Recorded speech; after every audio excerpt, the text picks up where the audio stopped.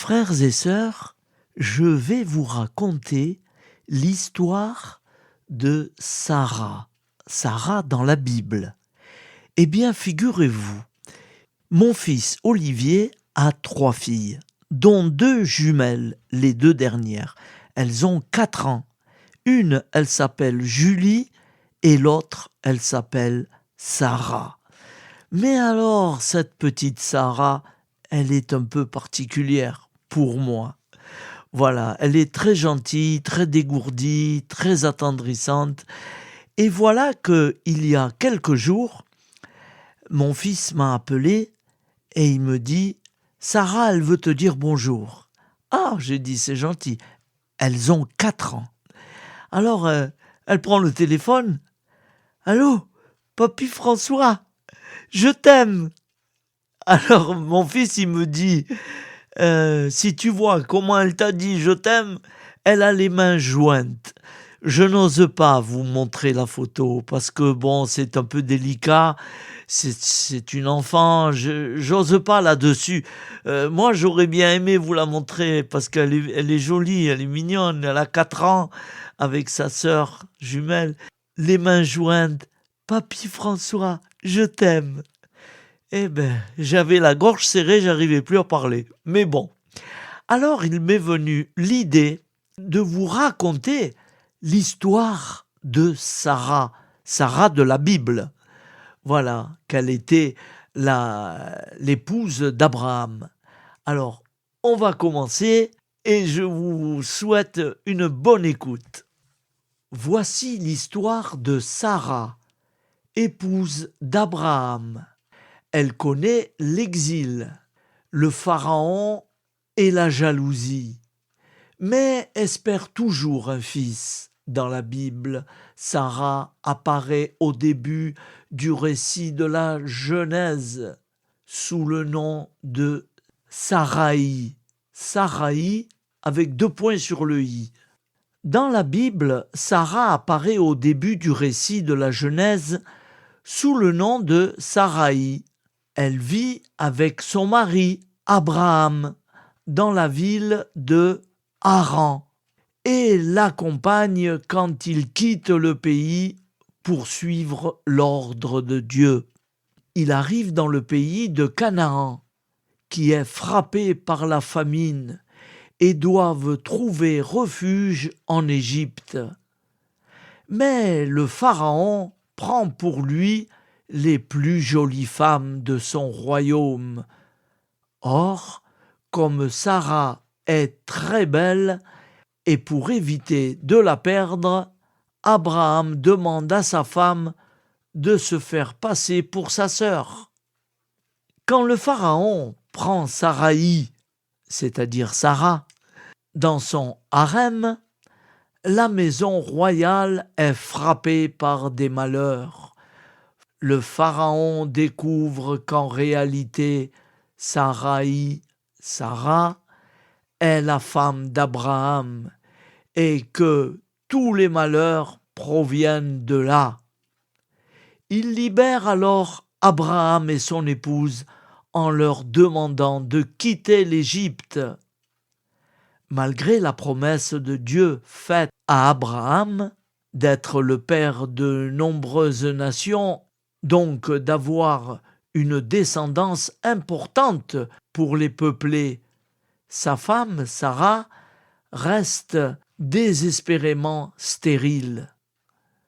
Sarah décide alors d'offrir sa servante égyptienne, Agar, comme concubine à son époux. Agar donne un enfant à Abraham, Ismaël. Abraham continue de faire confiance en Dieu et accepte l'alliance qu'il lui a offerte. Comme Abraham accepte l'alliance proposée par Dieu, celui-ci va lui donner un nom nouveau. Abraham et Saraï devient Sarah. Des années plus tard, Abraham voit passer 3 étrangers. Il court auprès d'eux et les invite sous sa tente. Les 3 messagers viennent informer Abraham de Sodome et Gomorrhe. Ce sont deux villes détruites par Dieu à cause de leurs péchés. L'un des messagers annonce l'enfant à venir. Sarah, âgée de plus de 80 ans et qui ne dort plus avec son époux centenaire, rit d'entendre une telle nouvelle. L'enfant naîtra 1 an plus tard et s'appellera donc Isaac, ce qui veut dire « il ira ».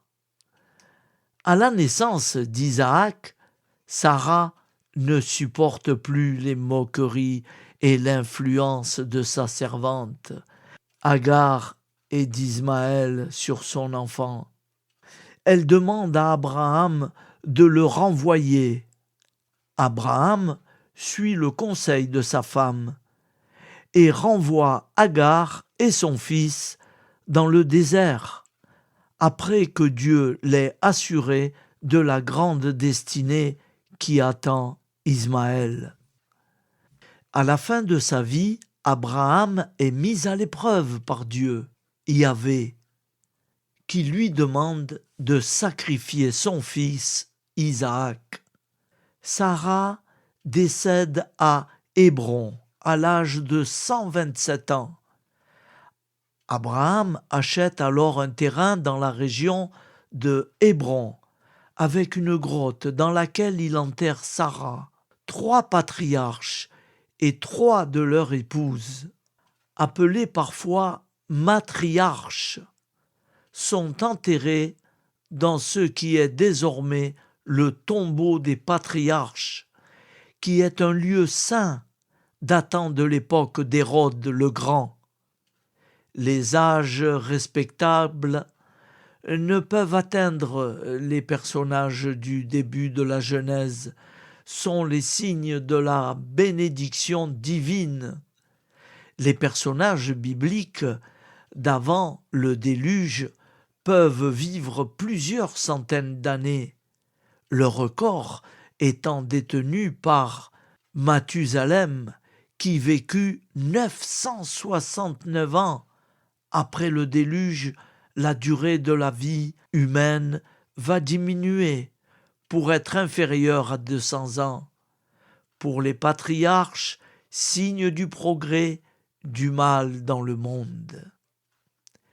Voilà, amis auditeurs, j'ai fait de mon mieux pour vous faire connaître Sarah.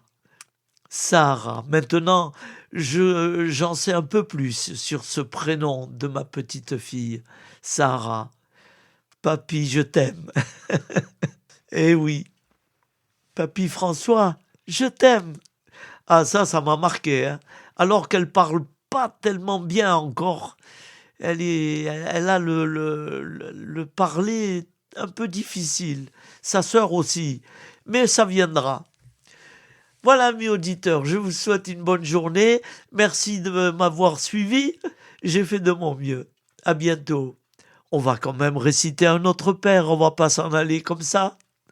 Allez, au nom du Père créateur, du Fils sauveur et de l'Esprit Saint consolateur. Amen. Avec Jésus, Marie, Joseph et tous les saints, nous y croyons très fort.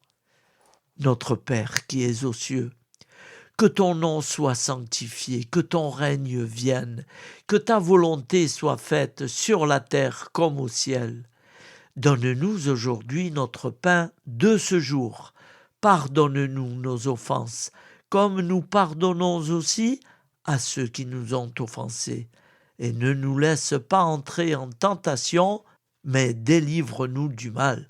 Car c'est à toi qu'appartient le règne, la puissance et la gloire pour les siècles des siècles. Amen.